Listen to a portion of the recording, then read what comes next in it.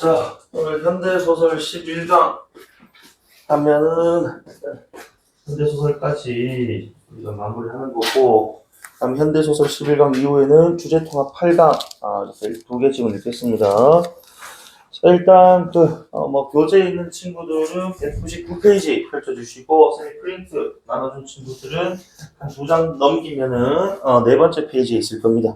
자, 보기 활용하면서 이제 그 작품에 대한 설명 좀 해드릴 건데, 새의 선물이란 요 작품, 이거 너희들 좀 이제 느끼는 친구도 있는가 모르겠는데, 이번 수능 그 소설 작품에 새와 관련된 작품들이 꽤 많이 나오고 있어, 그지? 근데 요 작품은 새와는 좀 무관해요. 그러니까 이거는 내가 한번 찾아봤어. 그래서 내가 읽고 나서 새와 관련된 얘기가 등장하지 않길래 요 새의 선물이란 뜻이 뭘까 하고 내가 찾아봤는데, 작가 인터뷰에서 이런 얘기를 하더라고. 작가가 작품을 다 쓰고 나서 제목을 붙였대.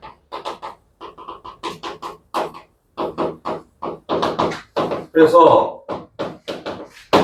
왜 이 제목을 붙였냐라고, 우리가 적을 필요 없어. 자, 왜 제목을 붙였냐라고 이제 물어봤더니, 작가 말로는 이 새의 선물이라는 게 프랑스 시인의 시의 제목이라고 하더라고. 그래서 그 시 제목을 자기 시 이제 소설의 제목으로 지금 차용해 왔는데, 사실 그 시를 읽을 때는 어떤 이제 소설의 내용하고 그 시의 내용하고 좀 비슷한 점이 있는 것 같아서 제목이 이게 이 새의 선물이라고 이렇게 설정이 되긴 했는데, 작가 스스로가 이제 인정을 해버렸어. 사실 내용하고 좀 안 맞는 것 같다고. 그래서 요 작품은 제목 크게 너무 신경 쓰지 마세요. 알겠지? 그래서 어쨌든 간에 작품 쓰고 제목 붙였는데, 요건 프랑스 시 차용해 온 것이고, 우리가 내용에 좀 주목을 하면은 결국 제가 어제 읽었던 작품하고 좀 비슷한 맥락이에요. 그래서 자, 우리 주인공이 어린 소녀, 12살 소녀로 등장하거든. 어쨌든 1인칭으로 등장할 겁니다.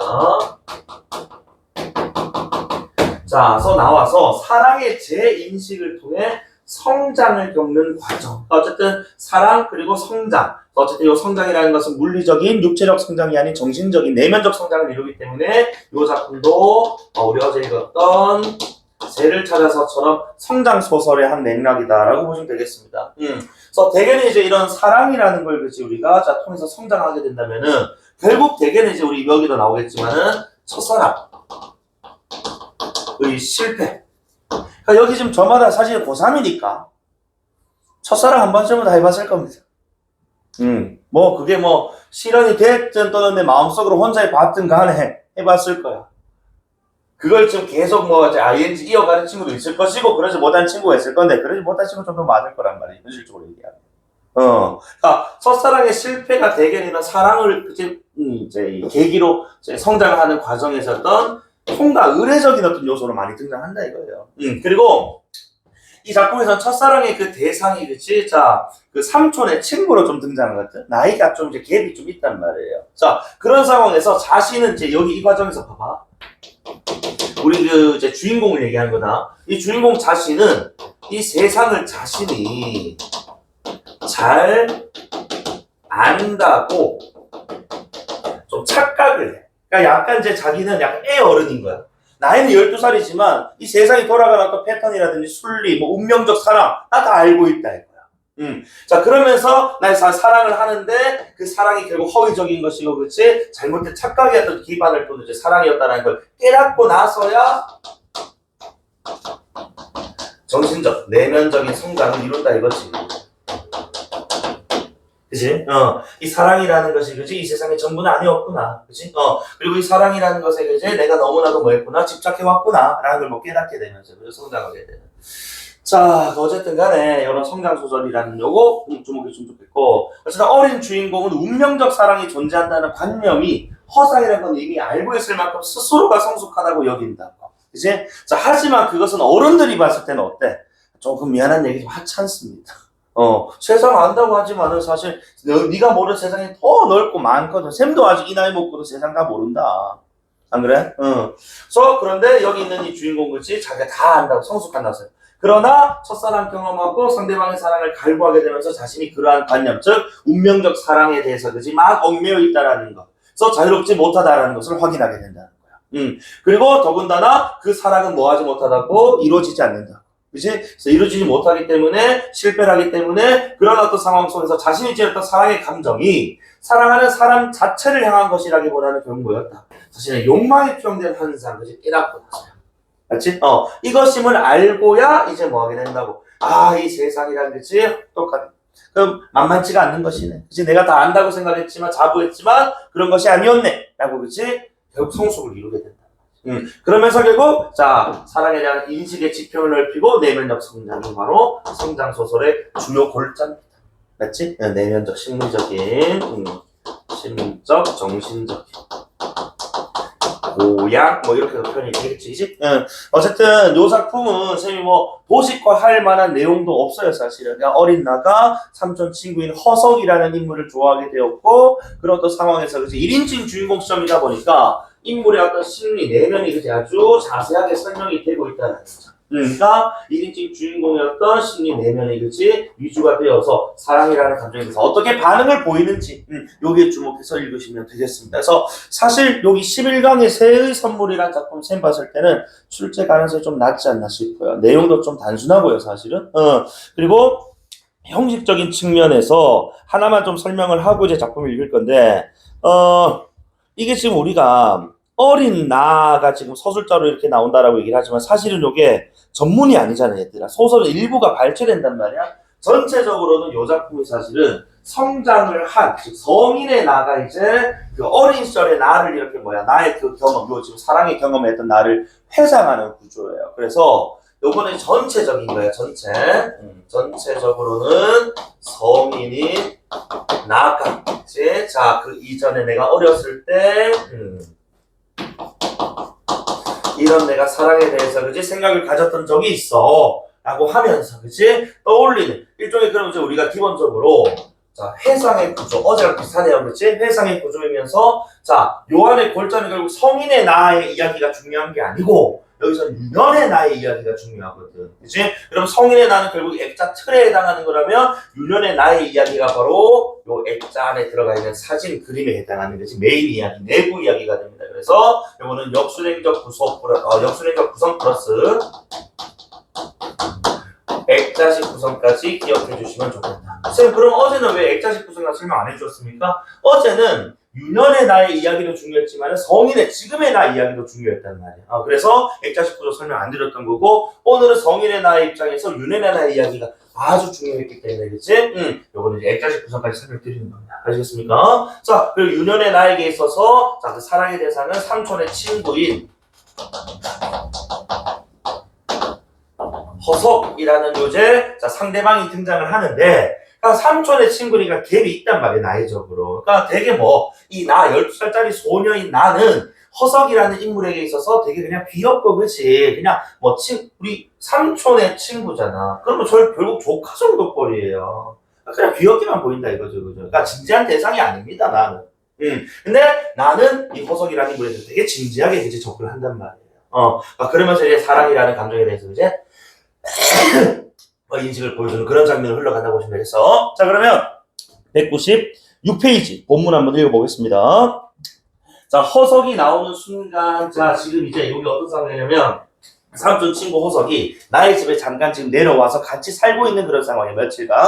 그래서 자, 허석이 나오는 순간 운명의 여신이 한 번 더 미소를 짓는 것처럼 요 지금 보기와 관련해서 굵은 글자니까 연결을 하면은 결국 이제 나는 이런 운명적 사랑이 있음을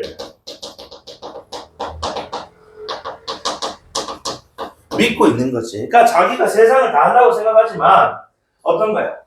좀 단순하고 그죠? 그 다음에 이런 운명적 사랑을 있다고 믿는 그죠? 아주 뭔가 좀 낭만적인 그런 어떤 사랑을 좀 꿈꾸는 그런 어떤 소녀의 어떤 제 심정이라고 보시면 되겠네요. 어쨌든 자 그러고 나서 뒤에 이런 얘기입니다. 자, 그런 걸 보니까 사랑에 빠졌을 때 운명이나 행운을 들먹거리게 되는 것은 꽤나 보편적인 일이구만. 나도 역시 그러니까 이지랄하는 거야. 초가 뭘 안다고.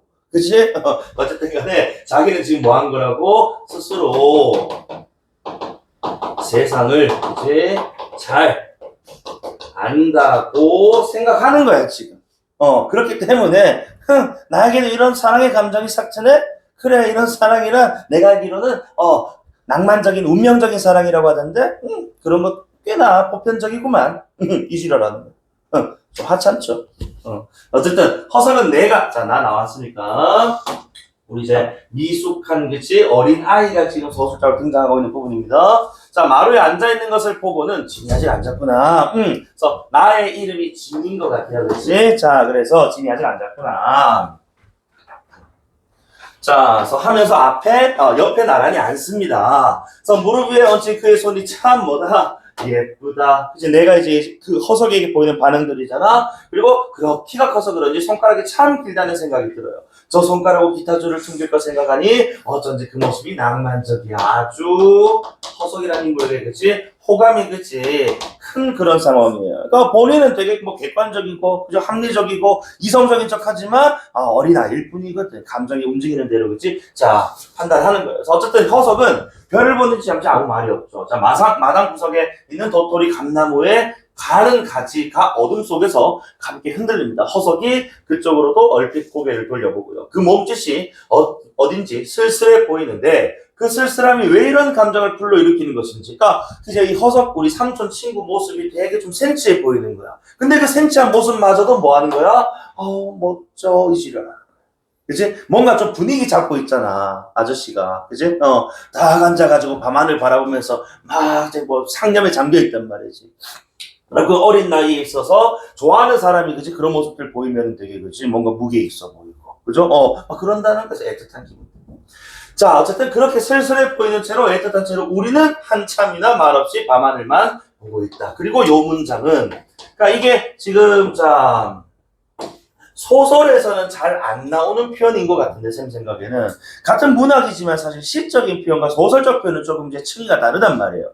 나는 딱 읽었을 때 너무나도 시적이라고 생각을 했어. 그러니까 이 순간이 봐봐. 이 시간이 흐르는지 멈췄는지 시간에 대해서 전혀 알 수가 없었다라는 말은 이 말인즉슨 이 순간에 대해서 되게 지금 몰입한 상황. 그치? 이 둘만 이렇게 딱 있고, 그죠? 밤하늘을 바라보는 어떤 분위기 속에서, 그치? 몰입된 상황인데, 이 몰입이 근데 크게 두 가지 층위로 나눌 수가 있다고. 첫 번째는 밑에 나올 건데, 약간 긴장되는 거야. 왜? 우리 둘만의 시간 속에서, 그치? 저 아저씨가 나한테 어떤 말을 꺼낼지, 그치에 대해서 되게 막 긴장하고 궁금해 할 거란 말이지. 그리고 한편으로는 뭐 할까? 한편으로는 둘만의 시간을 가지고 있다는 것에 대해서 너무 뭐해? 설레는 거야. 그치? 그래서 시간이 가는지 멈췄는지도 모를 정도로 흠뻑 그 분위기에 빠져들었다. 이렇게 읽어야 되는 것이죠. 이해됩니까? 자, 그 다음 문장 볼까요? 그래서 갑자기 허석이 낮은 목소리로 진이야 하고 불러. 그러니까 요 진이야 하고 그렇지 정막을 깨는 이 목소리. 이 멘트가 오히려 지금 뭐하다고 긴장감을 또 높여준다. 자, 어쨌든 내가 그의 낮은 목소리만큼이나 조용하고 느린 동작으로 그를 향해 몸을 돌리는데 갑자기 그의 팔이 내 어깨를 가만히 감싸 안는 게 아닌가. 그러니까 이거는 철저하게 서술자인 나의 입장에서 이제 감싸 안았다고 표현하지만 허석 우리가 삼촌 친구 그냥 덕하고 그냥 팔을 걸쳤을 가능성이 높죠, 그죠? 그러니까 자기는 이제 감싸 안았다라고 표현하는 건데 어쨌든 간에 자 그의 팔이 너무도 무거웠다는데 이 무거웠다는 물리적 무거움이 아니에요.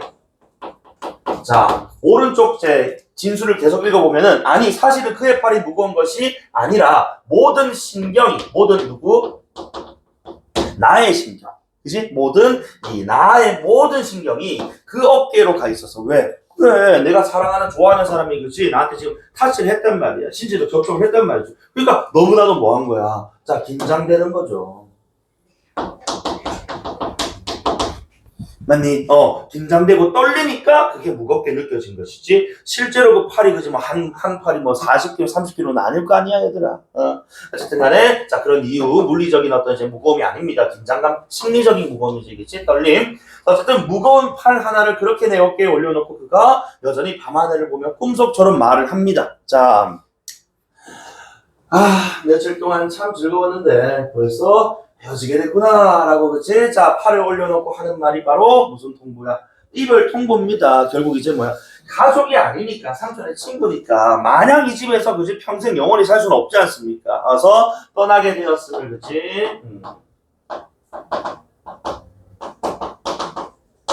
통보하는 거죠. 그치? 알려주는 겁니다.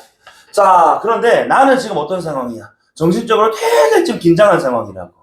그러니까 이런 지금 멘트 하나하나가 내 귀에 제대로 들릴 리는 만무하다는 거예요. 그래서 처음에는 그가 무슨 말을 했는지 귀에 들어오지도 않아요. 자, 너무 긴장했기 때문에 소가 풀을 통째로 삼키듯이 그의 목소리만 통째로 그냥 삼켜버렸다는 거야. 그러니까 어쨌든 처음에는 제대로 저 말의 의미를 그치? 제대로 파악을 하지 못했다 이런 뜻입니다. 지금 여기 관용증 아마 그 비유적 표현인 것 같은데, 자 조금 후에 아니라 소 밥통에서 위 같은 데서 도로 끓이 우리 소 같은 것들 이제 반주동물이고 막 이제 그 대세김지라고 하잖아, 그치? 그래서 그 처음에는 말의 의미를 그지 몰랐는데 그 목소리 그 말의 의미를 다시 끄집어내 보니까 그제서야 그의 말뜻이 머리에 들어온다. 그제서야 뭐 하게 되었구나. 아, 헤어지게 되었구나. 그지? 그러니까 정신을 조금 차리고 나서 그냥 처음에는 몰랐지만 나중에서야 이제 파악을 하게 된 것이죠. 자, 그러면서 이제 자 언제 가는데요? 라고 물으니까 내일이라고 아주 뭐 간단하게 대답을 하죠. 그치? 자, 요 간단하게 하는 요 대답 있잖아. 이 짧은 대답이라고 표현이 되는데 이 짧은 대답은 내 가슴을 짧게 찌른다. 사실 요런 찌른다.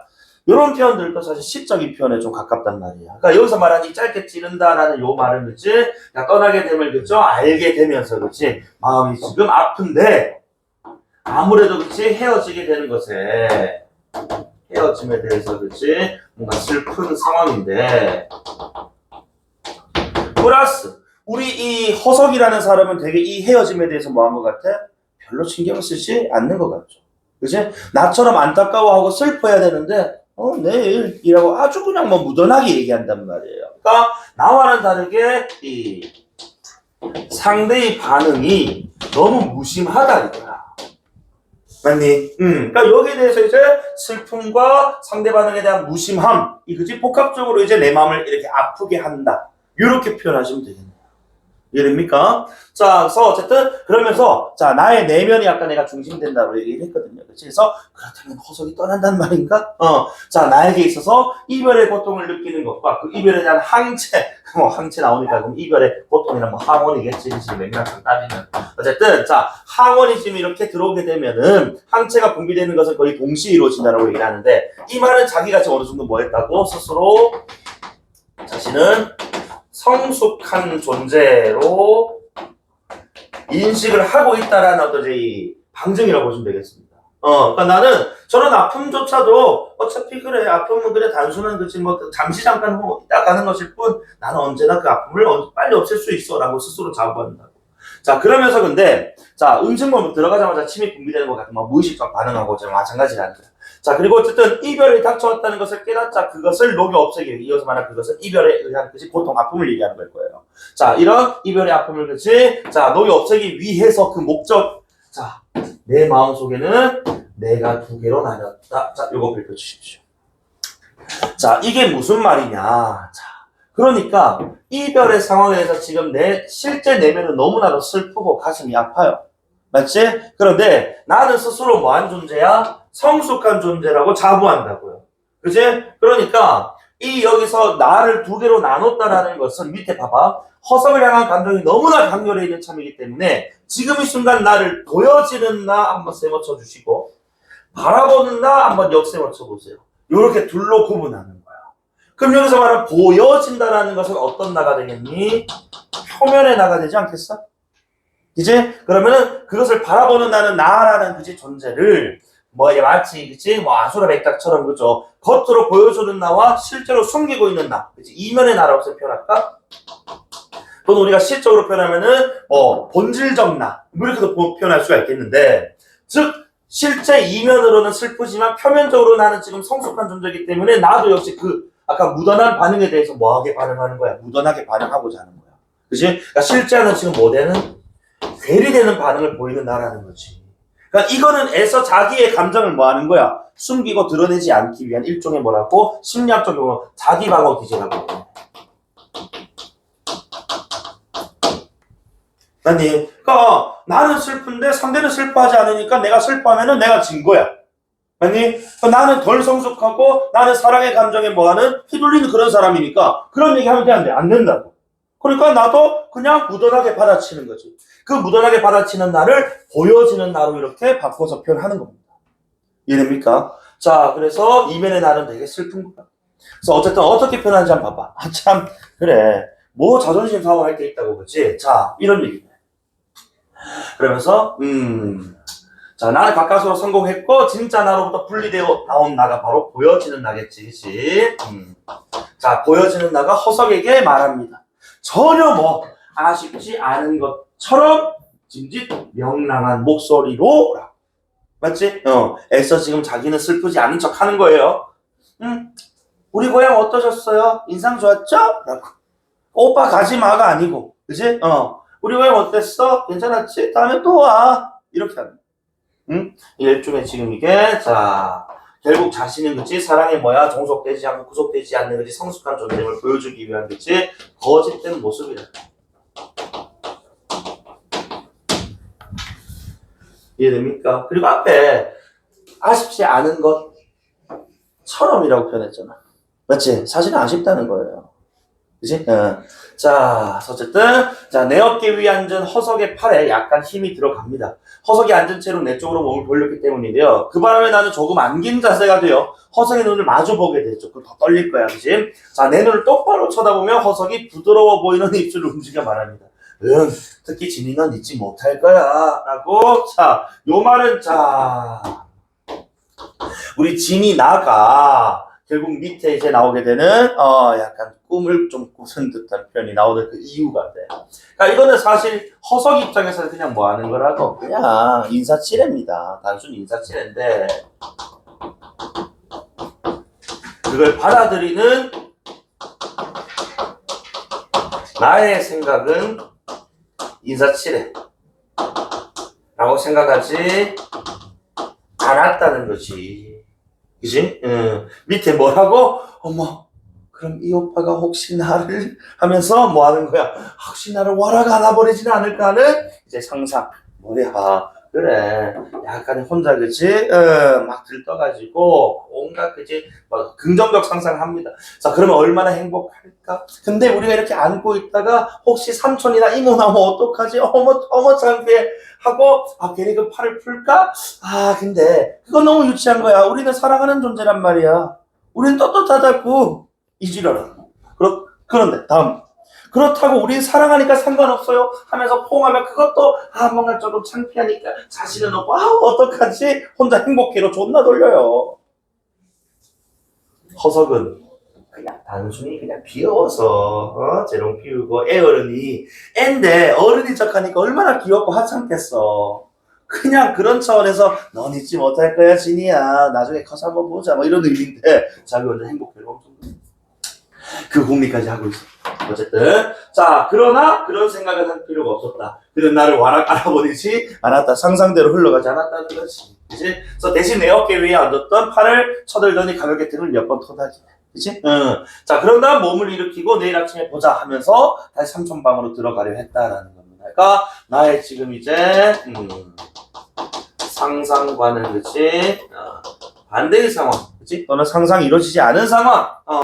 자, 이렇게 지금 끝이 났는데, 어쨌든 이거 중략 이후 장면은 좀 이제 연장선상에서 이제 허석이 떠난 이후입니다. 허석과 이제, 이 집을 떠났고, 떠난 이후에 이제 나의 심리가 나오는 장면이거든. 요거 한번 해볼까? 자, 허석이 그렇게 떠나버린 후에도 내 마음의 평정은 쉽게 되찾아지지 않았다. 자, 그러면 내 마음의 평정은 쉽게 되찾아지지 않았다니까, 이거는 그러면 어떤 나? 보여지는 나야? 또는 바라보는 나야? 바라보는 나의 심정이지, 그치? 요렇게 연결할 수도 있다는 거야. 이게 지금 실제 마음이거든. 맞지? 그때 내가 우리 고향은 어땠어? 물어봤던 거는 그건 괴리된 마음이었다. 진짜 내 마음은 오빠가 떠나지 않았으면 좋았고, 그치? 그 다음에 지금 떠난 이후에도 그죠? 오빠 생각이 계속 나고 있는 그런 상황입니다. 자, 미련이기도 하고요, 그죠? 자, 그리고 여기 염소와 하모니카의 실루엣 요거 별표 한번 쳐보세요. 이게 자 우리 지금 생략된 부분인데 앞부분에 나오는 거거든. 요게 지금 이제 자 우리 나가 허석에게 마음을 빼앗긴 계기가 돼. 그러니까 어느 날 나가 저 시골 마을에 사니까 제방 막 뚝길 이런 데를 살짝 걷고 있었는데 해질 무렵에 누군가가 옆에 염소 한 마리 묶어놓고 하모니카를 부는데 너무 멋있더라는 거야. 근데 여기서 중요한 게 워딩이 뭐냐면은 실루엣 요거 표시 실루엣이란 말 그대로 뭐 그림자라든지 또는 비춰지는 것이 햇빛 또는 이제 뭐 그 역광으로 비춰지는 어떤 모습이란 말이야 말 그대로. 자, 그러니까 이 실루엣이라는 걸 우리는 자 실제 정체를 확인하지는 못했다 이렇게 봐야 되는 거예요. 아니, 자 여기서 지금 이제 암시가 되는 건데 요 실루엣 실제 정체 확인하지 못했다라는 것은 저게 누가 아닐 수도 있다는 거, 허석이 아닐 수도 있다는 겁니다. 그래서 여러분 읽어오셔서 아시겠지만은 자 이 실루엣의 정체는 좀 더 알겠지만은 어떤 동네 이상한 아저씨, 변태 아저씨였어. 몇 살이야? 뭐 지랄하고 뭐 그러나. 그지? 그러니까 나는 결국 이 아저씨라는 뭐에 허상에 놀아났다 이거야. 아니 이 허상을 허석이라고 믿었고 그래서 마음을 빼앗겨버린, 사랑을 줘버린. 아니 그러면서 자기 스스로 결국 뭐하나? 아까 거기에서 환멸을 느끼면서 그치? 사랑이란 운명적인 게 아니었구나. 그치? 사랑이란 이런 뭐야? 나의 마음을 이렇게 요동치게 동요하게 만들고 그치? 사람의 마음을 지금 뭐야? 이렇게 흔들어 놓는 거구나. 그래서는 안 되구나. 라고 하면서 내적 성장을 이루게 돼. 지금 이런 이야기다. 자, 한번 읽어볼게요. 어쨌든 간에 자, 바람이 제법 차가워졌을 무렵 어느 날 나는 정말 우연히 제 방길을 걷게 되었는데 이 제 방이 바로 저 실루엣을 봤던 그 공간입니다. 자, 지난 여름에는 일부러 지난 여름이라나마도 자 이별 직후인 것 같아요. 맥락상 왜 그러냐면은 일부러 그 길을 제 방길을 피해 다녔다 이거야. 왜 그럴까? 이 제 방에서 실루엣을 갖고 그 실루엣이 허석이라고 생각했기 때문에 이 제 방을 계속 제 방을 바라보면 누가 생각나? 떠나버린 허석 오빠 생각날 거 아니야. 그치? 그래서, 자, 허석 생각이 자꾸, 허석이 되는 이게 계속 나니까. 그치? 그 생각을 하지 않기 위해서, 이제 피해 다녔던 것인데, 그래서 습관이 생겨서 제방길 쪽으로는 거의 걸음하지 않았기 때문에 오늘 오랜만에 좀 이렇게 이 길을 걷게 된 겁니다. 자, 처음 허석을 만나던 날처럼 노을이 짙게, 그래, 봐봐. 처음 허석을 만나던 날을 바로 지금 저 실루엣을 만났던 날이라고 생각하고 있다고 지금. 자, 그날처럼 어쨌든 노을이 짙게 내려가려고 있었어. 그 길을 터덜터덜 걸어가면 나는 처음 허석을 만나던 순간이 마치 어제처럼 또렷이 기억되는 것을 그러니까 계속 지금 뭔 거야. 이런 기억이 되살아니까 이 미련이 남아있다는 걸 지금 방증하는 것이죠. 그지? 이 사랑이라는 감정에 그죠? 자기가 이렇게 휘둘리고 있는 모습 그 속에서 본인은 이러면 안 되는데 나는 이성적인 합리적인 존재인데 나는 성숙한 존재인데 그지? 하면서 막 이제 내적인 어떤 갈등 좀 하고 있는 상황인 거고 자 그리고 참 어이없는 일 요거 별점 쳐. 자 분명히 허석은 지금 이 순간 그죠? 자 떠나 있는 상황이에요. 그런데 허석이 하모니카를 불었던 그 제방 그 자리에 누군가가 서 있더라. 허석처럼 키가 컸고요. 그 속에는 염소까지 목도했고요. 게다가 염소 흰털이 노을에 붉게 물들어 있다. 그날 그 순간 허석을 처음 봤다고 생각했던 그날과 그 이미지가 너무 비슷하더라. 그러니까 삶이 나를 조롱하는 데에 대해 화가 났다. 이 말이 무슨 자꾸 뭐야? 이거 요즘 말로 표현하면 억가라고. 세상이 날 억가하는 거야. 분명히 허석 오빠는 날 떠났는데 허석 오빠로 보이는 인물이 그치 이렇게 지금 뭐야 내 눈앞에 이렇게 어른어른거리는 것처럼 보인다는 거지. 그래서 이 운명이 그치 나를 뭐 한다고 조롱한다. 그치? 나의 삶에 개입을 해서 자꾸 나를 괴롭힌다고 생각하는 거야. 잊지 못하게 만들고 미련을 가지게 만들고 그치 성숙하지 못하게 만들고 그래서 왜 내게 허석과의 만남을 자꾸 이렇게 기억시키려는 것인가. 너무 억까다. 그리고 왜 자꾸 그때와 똑같은 상황을 내 눈앞에 연출해서 이껏 벗어나려고 애쓰는 이 염소와 하모니카로부터 그렇지 더 벗어나려고 해야 되는데 왜 자꾸 그것으로부터 더 깊게 가긴 하려고 하는가. 세상은 지금 뭐하고 있는 거야? 원망하는 거죠.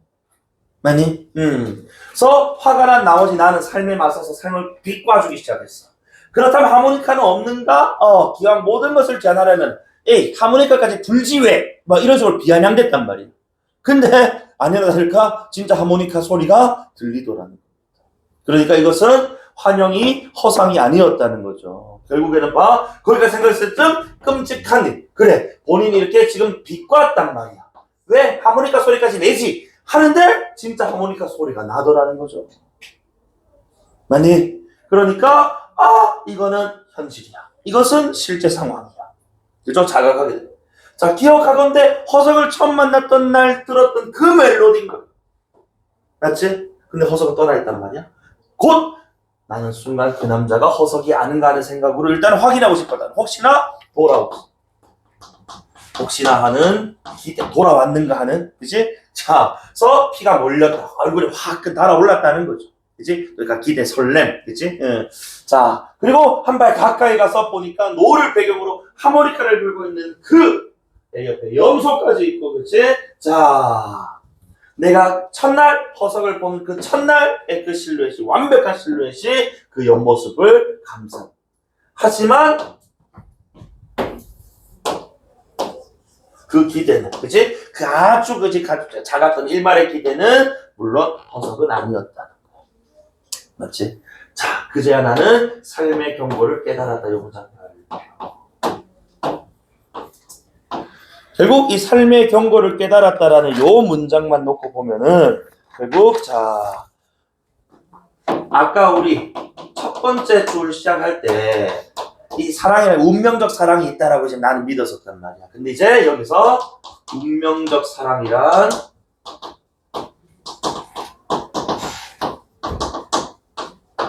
없음을 깨달은 거죠. 그렇지?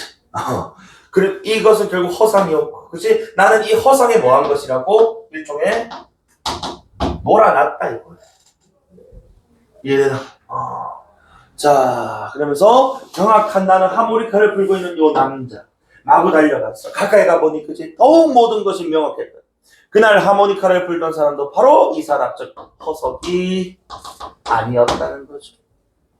그치? 그러면서 자, 하모니카와 염소의 실루엣은 허석의 것이 아니라 바로 이 낯선 남자, 내 사랑의 이 이미지에서 비롯된 것이라면 나는 마땅히 허석이 아닌 이 더러운 낯빛의 구부정한 아저씨를 사랑했어야 하는 것이었다.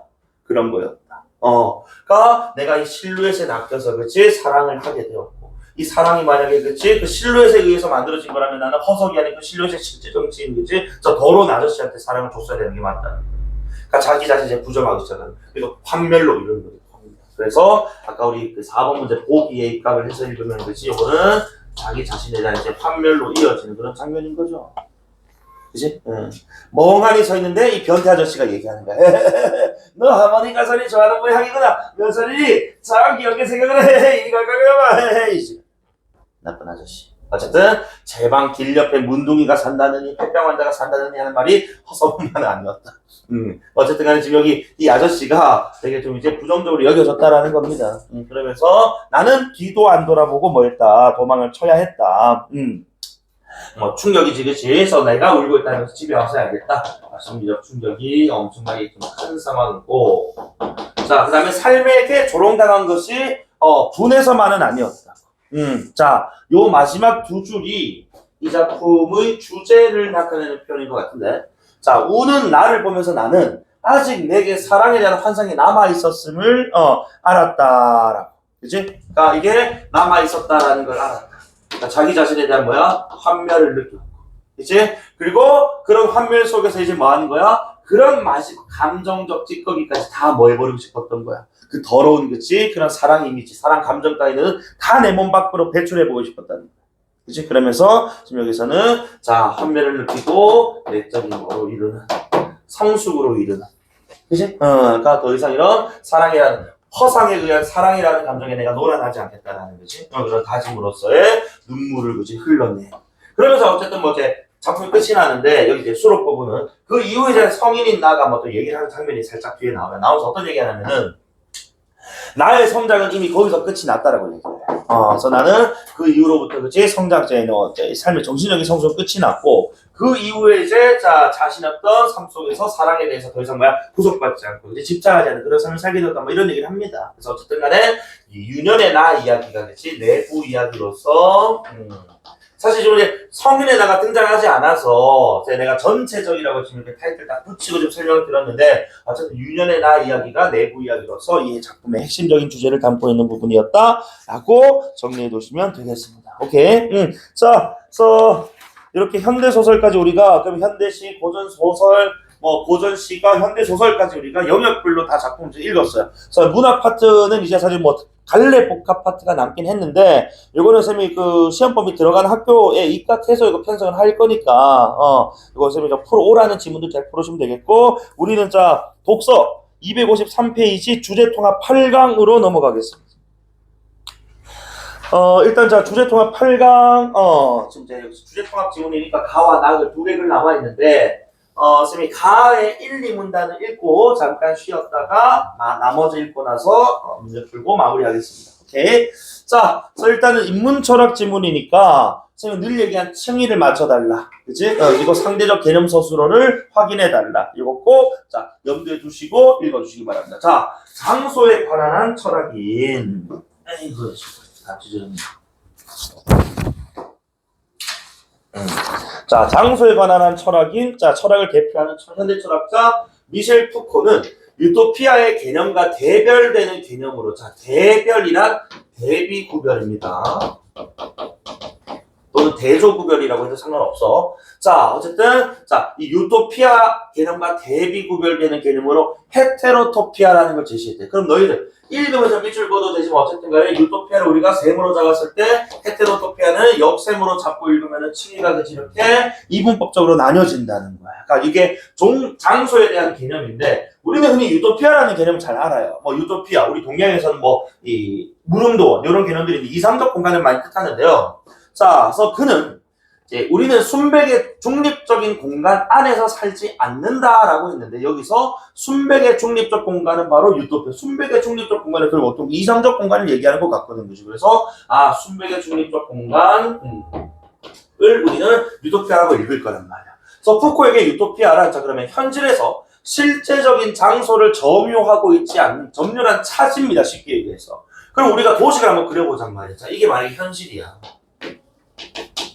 자, 현실이 있으면은 현실에서 실질적 장소를 점유하지 않으니까 유토피아는 현실 어디 있는 거야? 바깥에 있는 거예요.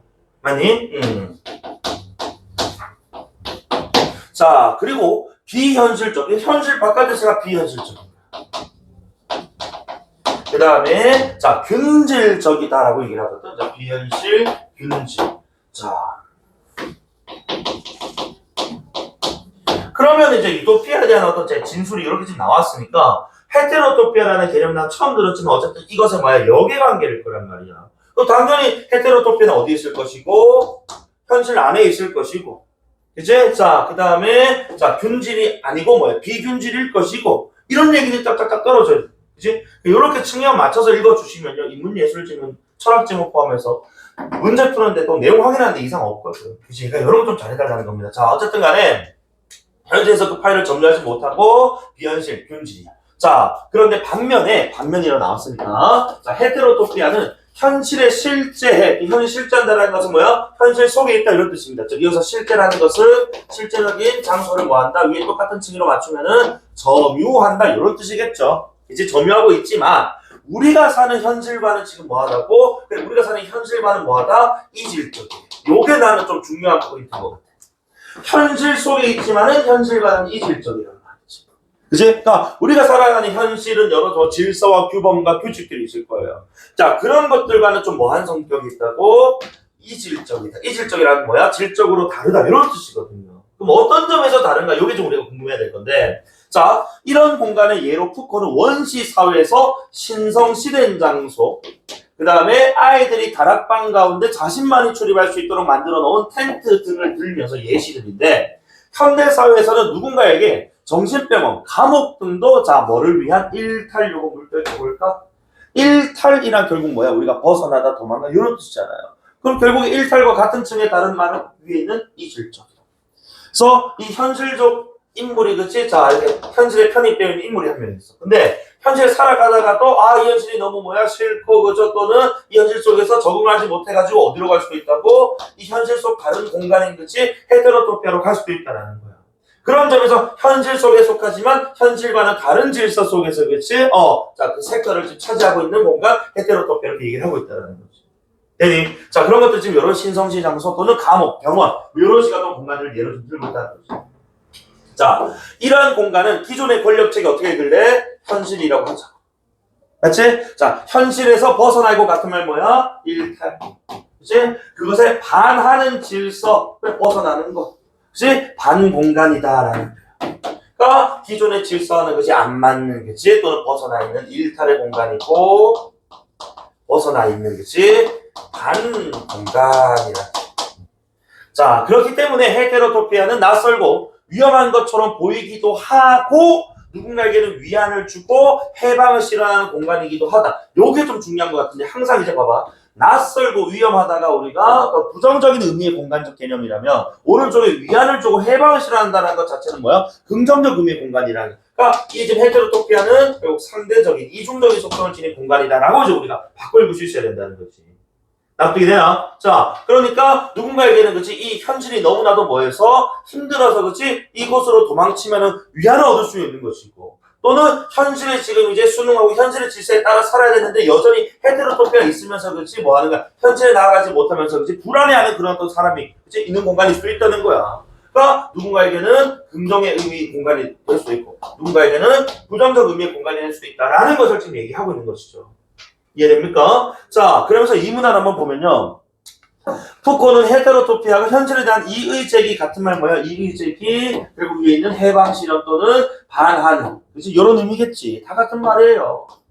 자, 그런 대항 공간 현실 전복이란 무슨 뜻이니? 전복 뒤집습니다. 맞죠? 그래서 현실과 철저하게 층위가 이제 그러니까 같은 지금 이제 공간을 차지하고는 있습니다만 일부를 차지하고는 헤테로토피아는 현실에 지금 반하는 그런 성질을 가지고 있다는 거지. 자, 그러면서 푸코에 따르면 헤테로토피아에서 사람들은 새로운 세상의 질서를 만들고자 한다. 여기서 말하는 새로운 세상의 질서를 만드는 것이 결국 뭐예요? 현실의 기존 질서를 뒤집는 전복 아닙니까? 대항하는. 맞지? 현실 전복을 시도. 계속 같은 말이죠. 자, 어쨌든 간에 현실 전복을 시도하는 것이 일탈, 대항, 전복. 자, 그 다음에 또한 푸코는 헤테로토피아를 구성하지 않는 사회는 없다. 즉 모든 사회는 뭐인 것 같아? 헤테로토피아가 있다는 거야. 그러니까 이것을 말하는 이 사회를 우리 현실이라고 봤을 때 현실이 있으면은 현실 어느 한 부분에는 그치 헤테로토피아가 자리 잡고 있다는 거예요. 어떤 공간을 점유하고 있다는 것이겠지. 맞니? 자, 그래서 그 공간은 현실에서 다수를 위해 만들어진 공간. 즉 봐봐 헤테로토피아 바깥에 있는 실제 현실은 다수겠지. 그치? 다수일 건데 헤테로토피아는 지금 다수를 위한 공간이 아니니까 그 공간을 차별화된다고 하니까 결국 누가? 소수 그치? 가 이렇게 차지하고 있는 공간 이렇게 읽어도 된다는 거야 이분법적으로. 자, 그러면서 헤테로토피아는 모두에게 공동으로 놓인 공간이라기보다는 모두에게 공동으로 놓인 공간이라기보다는 다수의 공간이라기보다는 다양한 특성을 지닌 각 계층을 위한 공동체의 다양성을 담보할 수 있는 공간. 그러니까 소수의 지금 사람들이 모이지만 그 소수 사람들 되게 어떻게 모여있다고? 다양성을 가진 그치 소수의 사람 집단들로 계층들로 이루어져 있다는 겁니다. 이해돼? 그래서 이런 소수의 다양성을 가진 집단들이 이 절대 다수의 어떤 이 현실과 맞서면서 뭔가 체제를 바꾸고자 하고 또는 이제 자신들의 이념을 전체 다수들에게 그치 전달하기도 하고 막 그러지 않습니까? 자, 어쨌든 그래서 헤테로토피아는 단수가 아니라 복수야. 그러니까 소수지만 다양성을 지니고 있는 복수의 개념이고, 그치? 그 다음에 저마다 다른 또 질서와 문화를 가지고 있다. 이 다양성을 또 같은 말로 아까 우리 유토피아가 균질적이라고 했거든. 그럼 당연히 우리는 이 헤테로토피아는 비균질적이라는 생각을 했었단 말이야. 그때 그 비균질이라는 것이 바로 뭔 거야? 이 헤테로토피아 안에 예를 들어서 A 집단도 살고 B 집단도 살고 C 집단도 사는데 이 A, B, C 집단이 저마다 각자의 다른 문화들을 가지고 있기 때문에 균질이 아닌 비균질. 균질적이라는 것은 결국 무슨 뜻이야? 다 골고루 공평하게 나눠있다는 뜻이거든. 그런데 이 헤테로토피아 안에서의 이 집단들은 그치 소수의 어떤 집단 또는 사람들은 비균질적인 다양한 복수의 성격을 지니고 있다라고 지금 설명하는 겁니다. 그러니까 층만 딱딱딱딱 맞춰주면 세모 역성으로 쫙 풀리는 거예요. 잠깐만 쉬었다가 3문단 읽고 문제 가 읽었으니까 문제 몇 개 풀 거고요. 그리고 나 지문 읽은 다음에 나머지 문제 풀겠습니다. 오케이? 자, 다시 말씀드리면은 비문학 지문 같은 경우에 여러분 먼저 읽어 오셔야 수업 들을 때 의미가 있다고 지금 몇 번은 말씀드립니다. 그죠? 잠깐만 쉽시다.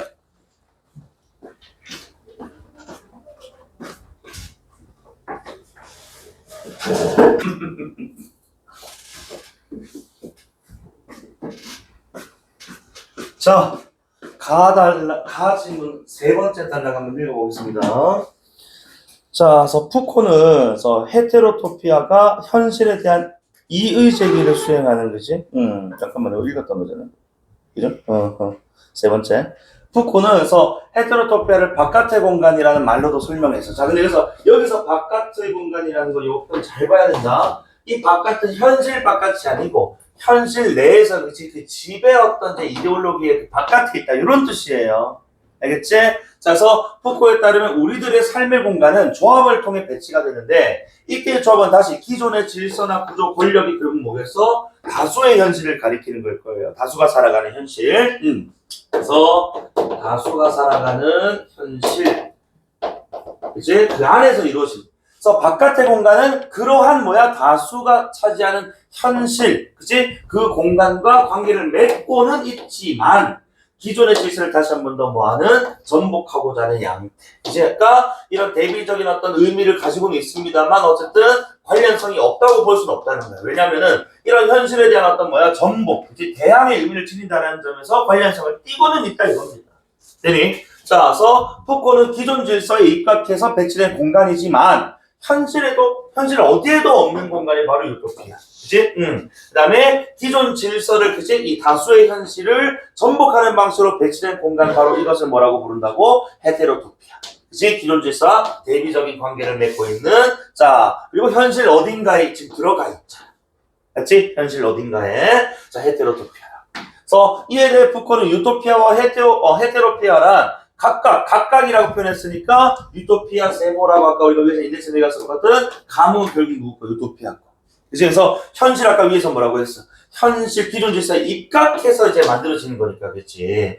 자, 그래서 감흥이라고 좀 표현했고, 그죠? 기존 질서에 입각 같은 말이고. 그럼 헤테로토피아란 결국 이제 뭔 거야? 반감이니까 또 반항하고, 그렇지? 대항하고 전복시키고자 하는 그런 의미로서의 반감. 이 상상력에 의해 끊임없이 재구성되는 장소라고 또 표현되기도 했다라는 거예요. 어쨌든 감흥과 반감에 의해서, 그렇지? 커질 수도 있고 작아질 수도 있고, 그렇지? 계속해서 재구성된다는 겁니다.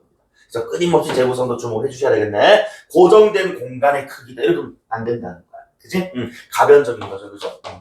그래서 어쨌든 푸코의 헤테로토피아라는 개념은 현대 예술가들의 작품을 해석할 때에도 적용이 되는데 화폭을 현실 대항과 현실 전복의 상상력을 발휘하는 수단, 우리의 현실과는 다른 새로운 가능성을 찾을 수 있는 바깥의 공간으로, 그치? 이 화폭이라는 것을 하나의 지금 헤테로토피아로 설정을 해서 그 속에 이제 이제 우리 그 다수의 현실에 대한 어떤 반항의 의미를 담기도 하고, 그치? 전복의 의미를 담기도 하고, 하는 그런 어떤 예술이 이렇게 나타나기 시작했다라는 겁니다.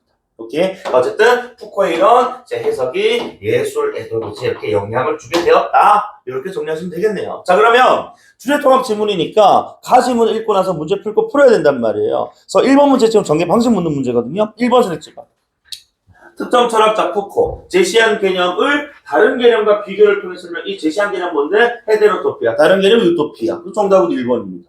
적절한 건 물어보는. 그치? 고민도 안 되죠. 그죠? 자, 그 다음에 2번 문제는, 자, 가나에서 알 수 있는 내용이니까, 푸코 얘기하던 1, 2번은 건드릴 수 있고, 불통, 초현실주의자, 이런 것들이 지금 나오지 않았으니까, 이거는 나로 풀겠다는 거야. 1번에, 다양성, 다채로운, 나오면 뒤에 역세모가 나와야 되는데, 뭐가 나와버렸다고? 유토피아가 나와버렸다고. 안 맞잖아. 맞지? 다양성은 우리 헤테로토피아. 그 다음에 2번 봐. 자, 푸코는 원시사에서 신성시된 장소 헤테로토피아. 맞지? 현실과 완벽하게 동질적 공간. 어떻게 현실과 동질적이야? 현실과 대비되는 공간, 대항하는 공간, 내지는 또 이제 이질적 공간이라고 나와야지. 이거는 설명이 잘못됐지. 맞니? 그러면 1번, 2번은 지금 안 된다는 거야. 됩니까? 그럼 3, 4, 5번 좀 못 건드리니까요. 자, 3번 문제는 가단독 문제입니다. 그래서 자, 적절하지 않은 것 1번에 누군가에게 헤테로토피아가 다른 누군가에게는, 그치? 헤테로토피아가 되지 않을 수도 있다. 그렇지. 누군가에게는 이렇게 도망가는 공간일 수도 있고 누군가는 다수의 현실 속에 살아갈 수도 있는 거니까 상대적인 공간. 저 1번 난 되게 매력적인 선택지라고 봐요. 자, 맞는 말이죠. 2번에 다양한 질서와 문화를 인정하는 사회는 여러 헤테로토피아가 존재해서 그래 비균질적이라고. 다양성 비균질적 같은 층이었잖아요. 맞지? 층위를 잘 맞춰달라고. 그 다음에 학교라는 사회 안에서 다수를 위해 만들어진 공간과 차별화되는 그런 이질적 공간이 있을 겁니다. 왜? 모든 사회에는 헤테로토피아라는 공간이 존재한다고 표현했으니까. 4번에 유토피아는 헤테로토피아와 달리라고 되어 있어. 그리고 달리 비교하기도 전에 일단 뒤에 있는 요 내용이 세모의 내용과 맞는지 보란 말이야. 기존의 질서에 따라 배치는 뭐가 무관 아니지. 아까 기존의 질서의 입각이라고 했기 때문에 유관이라고 읽어야지 얘들아. 기존의 질서에 입각해서 만들어진 거라고 얘기했기 때문에 유관하다라는 어디니까 이거는 비교도 전에 유토피아에 대한 설명이 틀렸기 때문에 정답은 4번이다. 알겠지? 그러니까 너희가 이런 문제들 마냥 많이 이제 헷갈려하는 이유가 자꾸 얘네 비교하다 보니까 헷갈려 한다고. 비교 전에 일단 주어랑 수어랑 호응하는 지부터 그렇지? 이거 먼저 판단하시면 빠르게 소거가 가능해요. 자, 5번에 개인이 일탈을 감행할 수 있는 반공간으로서의 개인은 위안을 주는 기능을 할 수도 있다. 그렇지. 위안이 될 수도 있고 또는 불안을 줄 수도 있는 것이고. 이게 헤테로토피아의 성격, 상대적인 그치? 성격이었어. 자, 그리고 얘들아 지금 몇 문제야? 4문제지? 가로 몇 문제 풀었어? 2문제 풀었지? 그럼 4번은 가로 풀 수 있어 없어? 없어요. 그럼 과감하게 4번은 스킵하라는 거야. 나로 풀겠다. 하지만 쌤이 자 우리가 지금 이제 연습하는 단계니까 문제를 한번 풀어볼 건데 1번하고 자 4번 선 있지 한번 봐봐. 자 지금 이제 그림 살짝 한번 보시면 되고 그림 내가 설명은 스킵할게요. 자, 이런 지문들은 그림만 확인하고 보기는 빨리 스킵해도 돼. 자 1번 선 있지. 바위를 허공에 배치했다고 바위가 이렇게 뜰 수 있는 아니거든. 뜰 수 있는 존재가. 그러니까 기존의 질서를 전복하는 배치다. 뒤집은 거죠. 기존의 질서를 결국에 우리 중력의 법칙이라고 했을 때 바위는 당연히 뭐야? 바닥에 붙어 있어야 돼. 떠 있을 수가 없다고요. 맞지? 그러니까 질서 전복하는 배치 맞고 4번 봐봐. 하늘에 떠 있는 성은 전쟁이 일어나고 있는 현실에 대한 반감의 상상력에 작용한 공간이라는 점에서 어쨌든 반감 나왔으니까 헤테로토피아 나오면 되잖아. 맞지? 이게 전쟁이든 아니든 간에 어쨌든 작용 공간이라는 점에서 뭐뭐라는 점에서 뭐 이런 곳에서 다 지금 뭐야? 위에 있는 보기 내지는 그림에 대한 설명이니까 이걸 못 건드린다고. 이걸 건드리는 문제는 내신적인 문제인 거고 모의고사 수능에서 그렇게 안 물어본다고. 그러니까 1, 4번 지금 맞아요. 내가 가로 지금 이제 풀었을 때.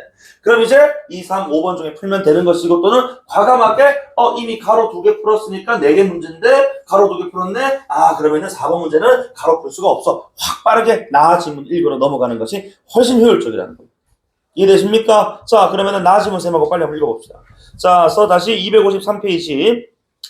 자, 초현실주의. 자, 이런 초 같은 워딩들. 비문학집을 읽을 때 이제 이론이나 관점 얘기가 많이 나온단 말이야. 초는 초월입니다. 현실을 뛰어넘은 거니까 현실에 뭐야? 부합하는 건 현실과 벗어난 거야. 현실과 벗어난 거. 그치? 그래서 초현실주의는 이제 우리가 현실에서 벗어나. 되게 지금 말가 뭐 몽상적이고, 그치? 나 SF, 판타지적인 거, 이런 요소들 얘기하는 거거든. 자, 어쨌든 봐봐. 이성의 지배를 거부하고 비합리적인 것, 잠재의식을 탐색하는 예술 혁신운동으로 합리주의를 만능으로 여기는 풍조에 대한 반동으로 일어났다니까 너희가 만약에 가글을 읽고 아직 그 가글에 대한 어떤 정보가 살아남아 있다면 이 초현실주의라는 것은 위에 있던 뭐랑 흡사한 개념이다? 헤테로토피아와 흡사한 개념이다. 그래서 나는 위에 있는 저 워딩하고 층위를 맞추기 위해서 역세모를 치게 됐다는 거야. 그럼 당연히 상대적인 이성이라는 칙으로 뭐가 되는 거야? 세모에 해당하는 게 되겠지. 그래서 이성의 지배를 거부한다 했잖아. 그래서 비합리적인 것. 그러니까 비합리적이라는 것이 비현실적인 거야, 쉽게 얘기해서. 맞지? 막 날아다니는 뭐 그런 모습들 아니겠어, 뭐. 돌멩이가. 그치? 그래서 합리주의가 바로 이제 이성의 입각을 한 거지.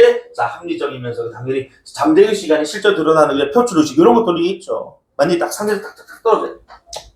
그래서 24년에 출판된 초현실주의 선언에서 브루통이라는 사람은 이성, 논리성, 합리성, 체계성, 의식적 사고 등의 어떤 법칙이나 규율은 자 묶어봐. 얘네 전부 다 뭐라고 표현할 수 있는 거야? 전부 다 세모로 표현할 수 있는 거야, 세모로. 맞지? 왜 이성으로 시작을 했기 때문에. 맞지? 합리주의적 성격입니다. 그리고 자 이런 어떤 기존의 법칙, 규율에도 구속되지 않는 완전한 정신적 자유는 결국 같은 말 뭐야? 그게 바로 초현실주의의 특성인 거지.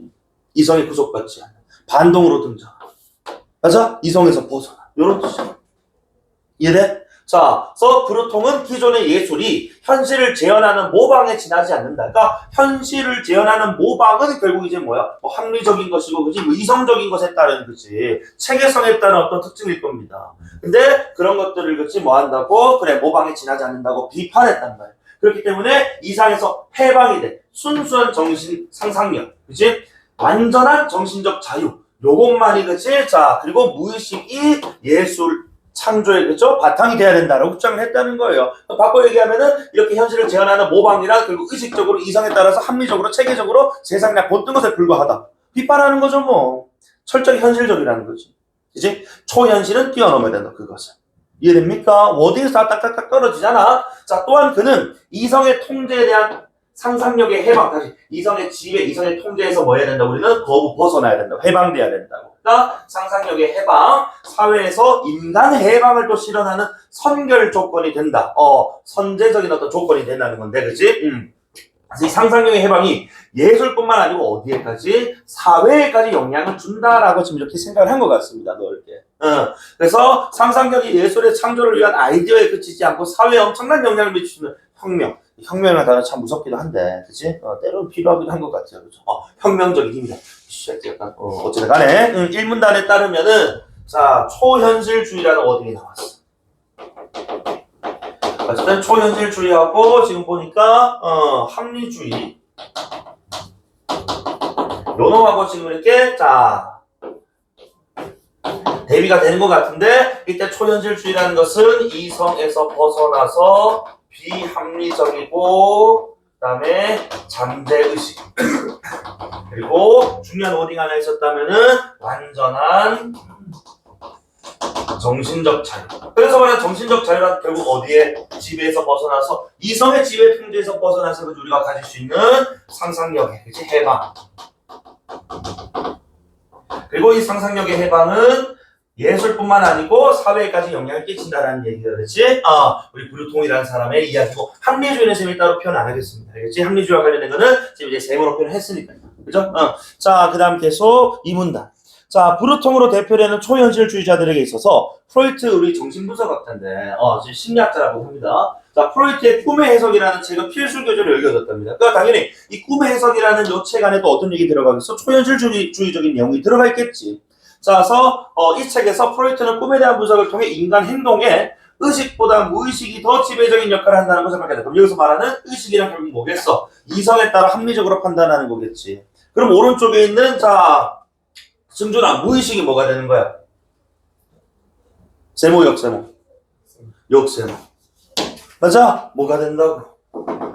이성으로 또 벗어나서 그치? 완전한 정신적 자유를 이룬 상상력의 해방을 이루는 거지? 그냥 이제 말 그대로 바로 나와버리는 비합리적인 잠재의식이라고 봐야 돼. 잠재의식. 그러니까 나는 저 무의식을 잠재의식이라고 읽었어. 그치? 내 몸 어딘가에, 내 머리 어딘가에, 내 이성, 다시. 내 내면 어딘가에, 그치? 의식 어딘가에 있는 어떤 잠재의식이, 무의식이 더 지배적 역할을 한다 이겁니다. 이성에 따른 것보다. 그래서 초현실주의자들은 이런 프로이트의 분석에 기대어서 그렇지 당연히 의식보다 지금 뭐가? 무의식이 더 중요하다고 얘기를 하잖아. 그래서 당연히 이제 실제는 현실을 초월하는 초현실적 세계에 주목하면서 의식적 사고를 피하고, 의식적 사고란 결국 뭐라고? 이성 합리라고 이걸 피하고 우연적으로 발생하는 효과를 추구하는, 여기서 말하는 우연은 결국 뭐겠니? 무의식, 그치? 잠재의식, 그치? 나도 모르게 튀어나오는 뭐 이런 것들 아니겠느냐. 자, 이런 것들로 발생하는 효과를 추구하는 어쨌든 자동기술법이라는 걸 개발해내기도 했답니다. 어쨌든 프로이트의 영향을 받아서 이런 것들이 나오기도 했대요. 다음, 그래서 현실과 상상, 그 다음에 의식과 무의식이 딱 보자마자 뭔 거야? 세모와 역세모의 지금 이제 대비관계를 본 거 같지. 그치? 자연과 초자연, 과거와 미래. 그치? 이런 것들. 자, 단절되어 있지 않고 연관되어 있다는 믿음을 바탕으로 전혀 어울리지 않고 대립하는 요소들. 대립하는 요소들이겠지. 세모, 역세모. 얘들을 결합하기도 했는데, 이러한 작업을 적극적으로 수행한 초현실주의 미술가가 바로 르네 마그리트라는 사람이에요. 그래서 우리는 번쩍해야 되는, 분명히 초현실주의는 합리주의 뭐 이런 이성하고는 지금 거리가 있다고 했는데 지금 얘네 둘을 뭐 했다고? 오히려 합쳐버렸다고. 맞지? 요거는 이제 우리가 지금 1, 2문단 중간까지 해서 보았던 초현실주의에서 좀 더 확장된 또는 이제 파생된 다른 어떤 이론이 지금 등장하는 것 같은데, 자, 이 마그리트라는 사람이 어떤 사람인지 한번 보자고. 자, 마그리트는 벨기에 출신입니다. 자, 20년대 중반부터 프랑스 파리에서 활동을 했는데, 마그리트는 정교한 리얼리즘 같은 말, 결국 우리 사실주의란 말이에요. 사실주의라는 것은 현실에 입각한 것이고 현실의 어떤 질서를 따른다는 것이고 현실을 모방한 것이기 때문에, 그치? 재현한 것이기 때문에 뭐로 봐야 되는 거야? 합리주의, 셈으로 봐야 된다는 거예요. 자, 그런 리얼리즘 활용했기 때문에 초현실주의라고 볼 수가 없다 이거지. 그런데 자, 그가 적극적으로 활용한 이 대페이지만 기법이라는 게 3문단에 나올 건데, 근데 너희가 이 3문단에 나오더라도 이미 이 문단 읽으면서 이 대페이지만 기법이 뭔지는 어느 정도 대략적으로는 인지가 된 상태로 들어가야 돼. 왜냐면 봐봐. 자, 이 대페이지만 기법이 파리 예술가들의 호평을 받았대. 인정받았다고. 긍정적 평가를 받았다고. 그러면서 1930년경에 이르러 초현실주의자로 인정받게 되었다. 분명히 리얼리즘을 활용했는데 이 기법이 덧붙으니까 초현실주의자로 인정받는단 말이지. 그럼 결국 이 데페이지만 기법이라는 것이 초현실주의적인 어떤 특징을 가지고 있는 무언가 이렇게 읽어야 된다는 거예요, 얘들아.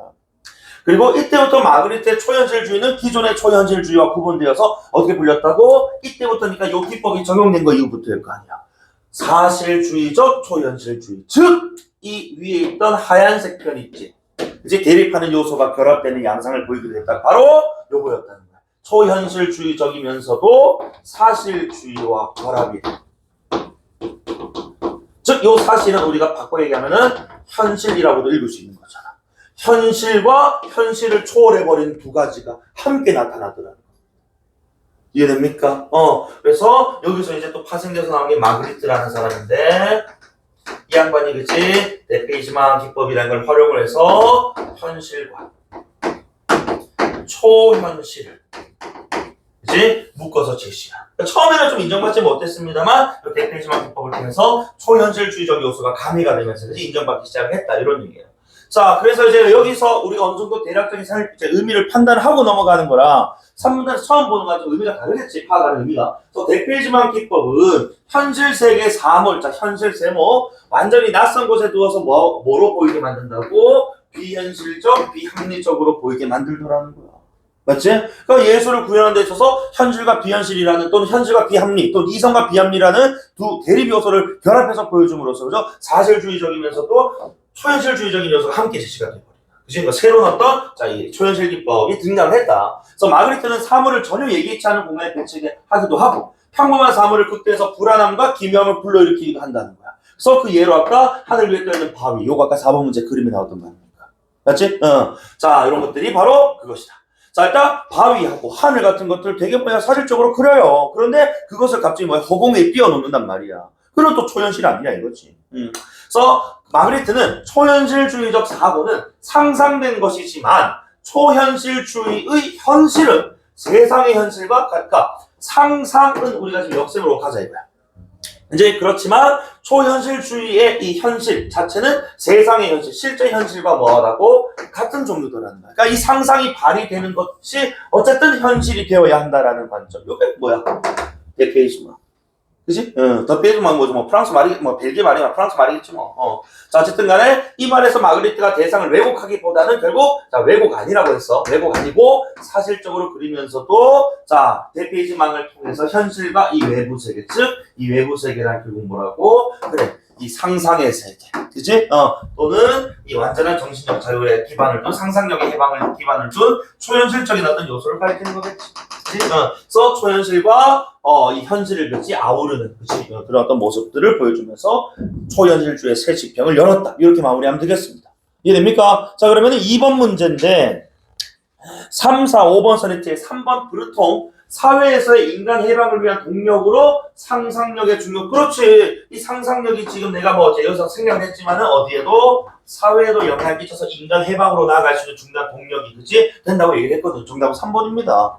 고민할 것도 없었죠. 4번 볼까? 자, 브루통은 마그리트의 리얼리즘을 통해 초현실주의적 미술 경향을 극복이란 말 되니 둘 다 초현실주의자인데요. 그치? 그리고 선후관계도 안 맞다고요. 왜? 브루통이 초현실주의 그치 어떤 이 입장 이제 이론을 내놨다면은 그치 그것에 그쵸 자 영향을 받아서 마그리트가 사실주의적인 초현실주의를 만들어낸 사람이기 때문에 이것도 선후관계도 뒤바뀌었고 영향을 주고받는 관계가 마찬가지 5번도 지금 초현실주의자들이 만든 자동기술법은 프로이트가 꿈에 대한 분석 이론을 창안에 지대한 영향을 끼쳤다가 아니고 프로이트의 꿈에 대한 분석을 통해서 초현실주의자들이 자동기술법을 만들었으니까 선후관계가 뒤바뀌었다. 맞지? 4번 문제 봐. 자, 그럼 아까 우리가 1번, 4번을 했는데 어쨌든 1번, 4번 스킵하고 2, 3, 5번 한번 봐봐. 2번에 중력의 법칙을 거스르는 모습이 나타난다는 점. 그렇지. 바위가 하늘에 떠 있잖아. 그러니까 이성이나 합리에 구애받지 않는 그렇지. 그래서 거스른다 결국 반항하는 거죠. 반동이거든. 그래서 초현실 맞잖아요. 이성이나 합리에 구애받지 않는다. 이걸 통제에서 벗어난 이런 뜻이거든. 이해되지? 자, 3번에 우리의 상식을 넘어선 크기로 바위를 크게 그린 거. 그렇죠. 바위 엄청나게 크게 그렸단 말이에요. 그래서 평범한 현실 세계 사물을 극대화해서 제시하는 대표이지만 기법 중에 예시로 들어가 있었습니다. 크게 그린다. 그럼 남은 건 몇 번 써냈지? 5번이야. 자, 허공의 성곽이라는 관용적 표현을 미적으로 표현해낸 것에서 예술을 예술가의 전유물이 아닌 공동체의 현실 인식을 담보할 수 있는 도구로. 공동체의 현실 인식은 결국 뭐였어? 절대 다수가 바라보는, 절대 다수가 기반을 둔 이성이나 뭐 규범, 규칙 이런 것들 아니겠어? 그럼 결국 이거는 뭐야? 합리인데 세모인데 뒤에 무슨 누구의 성격이라고 누구의 생각이라고 초현실주의자들의 생각이라고 하고 있다. 전혀 호응이 안 되는 거죠. 이해되니? 그러니까 인문예술 지문은 제발 쌤이 항상 또 쌤이 뭐 매번 지문 다르게 읽니? 항상 똑같은 방법으로 읽잖아. 그러니까 일관된 방법으로 읽어내는 게 가장 중요한 거야. 알겠지? 그래서 층이 나눠놓고 이문법적으로 짝짝짝짝짝 맞춰 내려가면 이런 문제들. 오히려 과학, 기술, 뭐 경제 뭐 이런 것들이 조금 우리가 좀 낯설어서 그럴 수 있지만 얘네들은 매번 나오는 패턴이 거기서 거기거든. 이제 찢어놓고 계속 이제 대립방 만들어내고 그지? 다른 층 같은 층이 다른 층이 섞어서 이제 또 장난쳐놓고 그죠? 그러니까 층이만 잘 나눠놓으면 그래 돈주만 잘 나누면은 쉽게 접근하니까 이렇게 읽어보시기 바랍니다. 자, 오늘 여기까지 하고 다음 주부터는 이제 쌤이 토요일은 문학, 일요일은 독서 이렇게 나갈 거예요. 근데 시험이 임박했을 때는 뭐 나눠서 와도 되는데 뭐 6월 한 2주, 3주차까지는 시험 임박 안 했잖아. 웬만하면 다 왔으면 좋겠습니다. 알겠지? 자, 고생 많으셨고 다음 주 중에 쌤이 다음 주 주말 수업 내용 안내해 드릴 테니까 안내하는 그 지문들 제발 좀 읽어와 줘요. 알겠지? 고생 많았어.